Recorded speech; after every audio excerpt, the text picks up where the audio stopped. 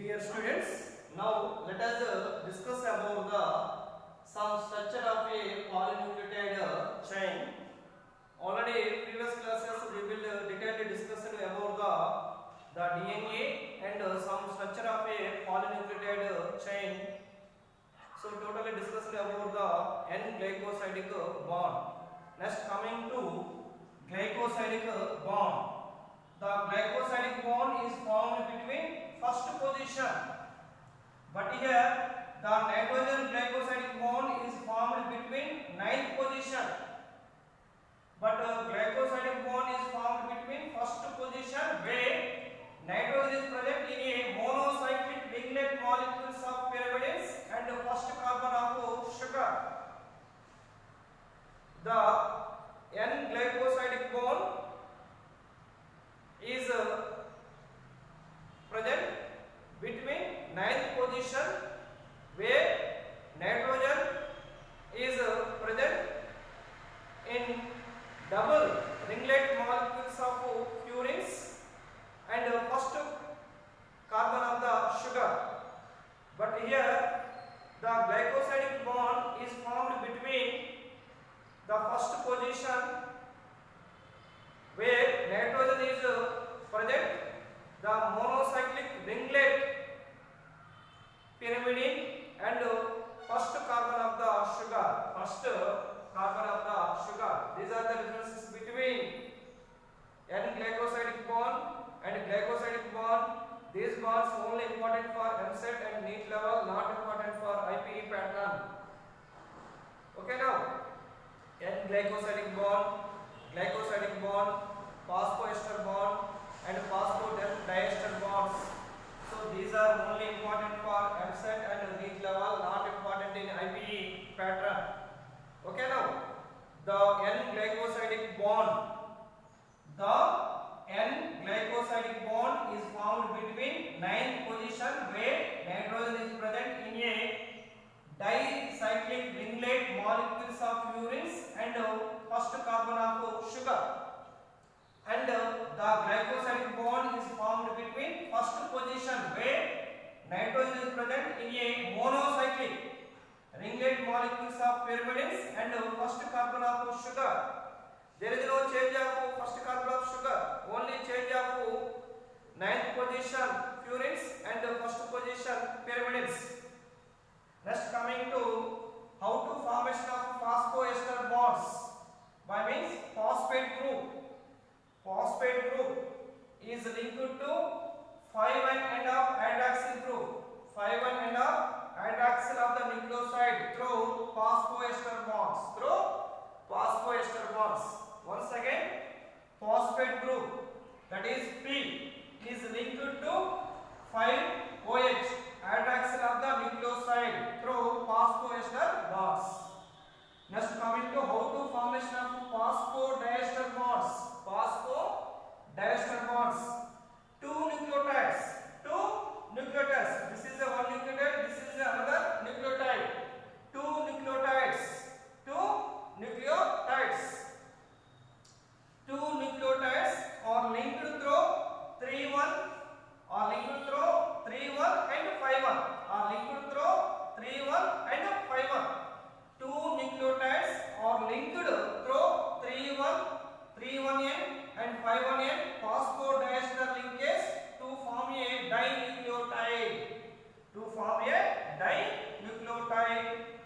Is called phosphodiester bonds. Once again, two nucleotides are linked through 3-1N and 5-1N phosphodiester linkage. 3-1N and 5-1N phosphodiester linkage between of the phosphorus and phosphorus. Phosphodiester between of the phosphorus and phosphorus to form a dinucleotide. So in this phenomenon is called phosphodiester bonds. So in this phosphodiester bonds are a type of covalent bonds. Phosphodiester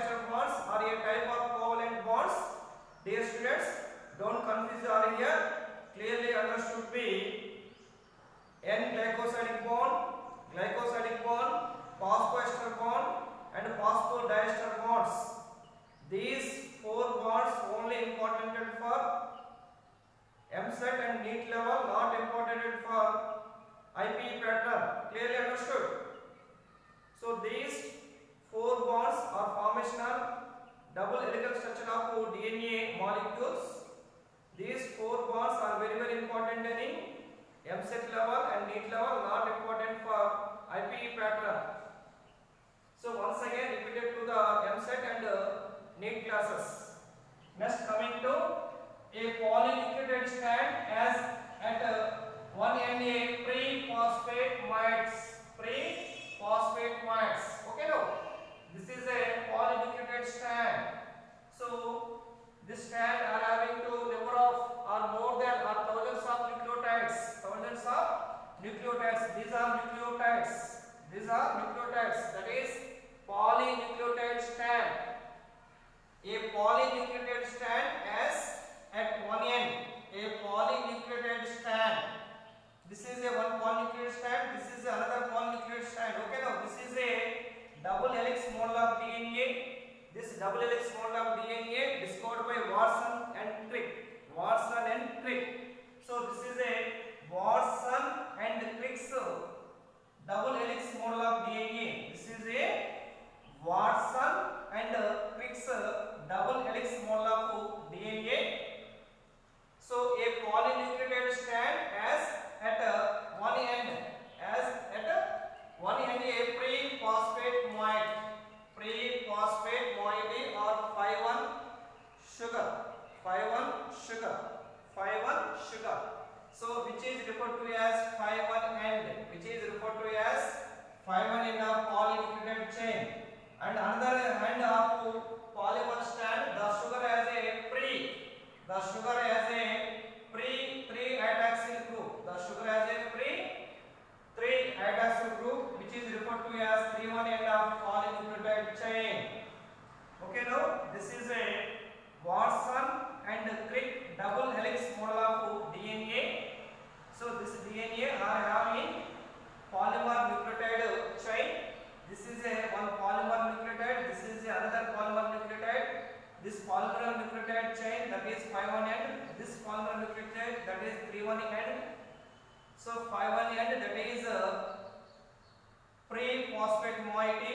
3,1 end, that is pre-3-hydroxyl group. Pre-3-hydroxyl group.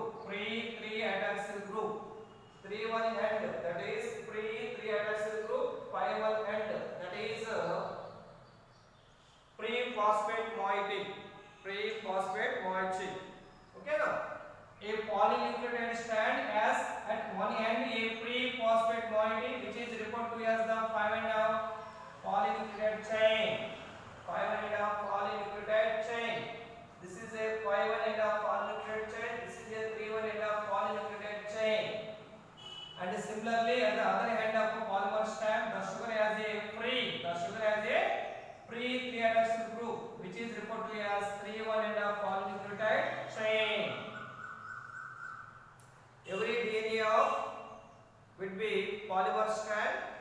One is 5,1 end of polymer strand, another one is 3,1 end of polymer strand. 5,1 end of polymer strand would be containing pre-phosphate moiety, and 3,1 end of polymer strand would be containing sugar of pre-hydroxyl group. So sugar has a pre-3-hydroxyl group. Sugar has pre-3-hydroxyl group, that is OH group. Next coming to the sugar and phosphate molecules from the backbone to polynucleotide chain. Sugar and phosphate molecules, so these are two backbone of the polynucleotide chain.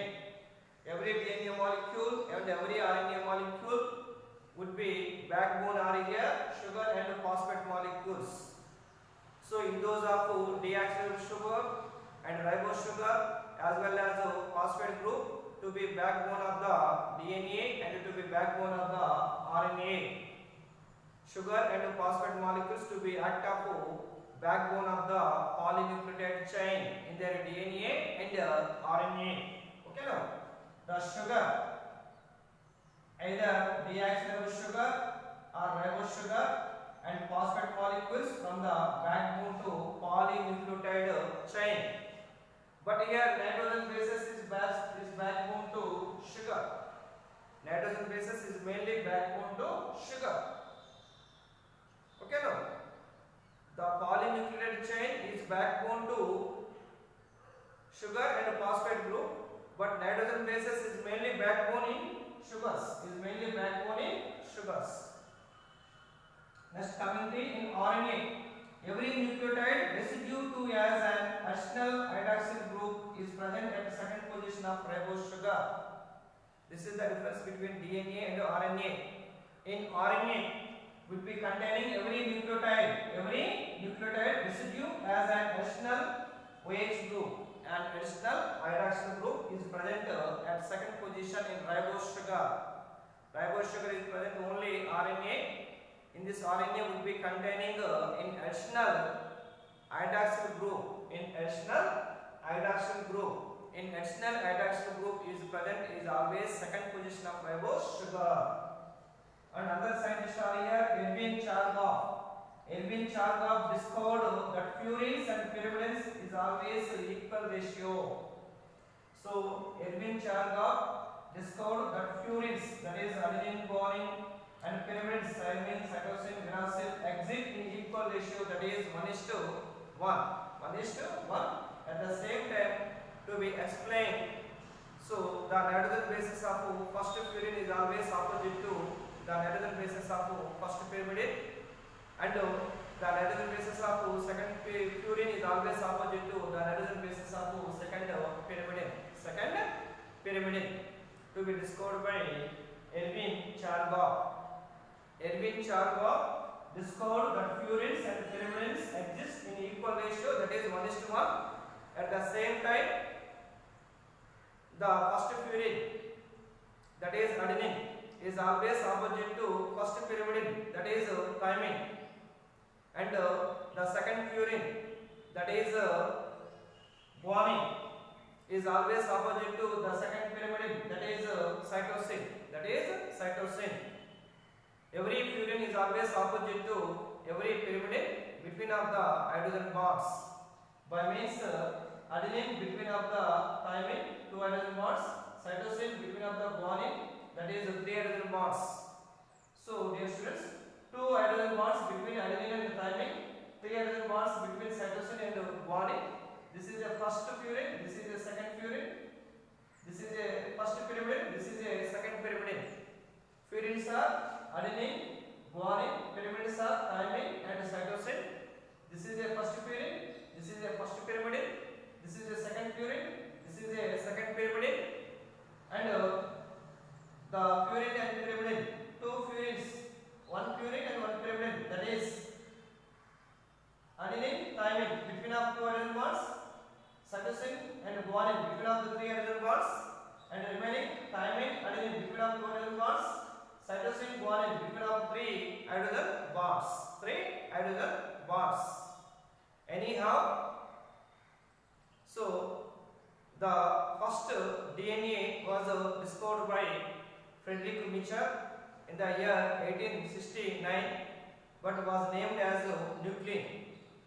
Next, Watson and Crick to be discovered the double helix model of DNA is based on X-ray diffraction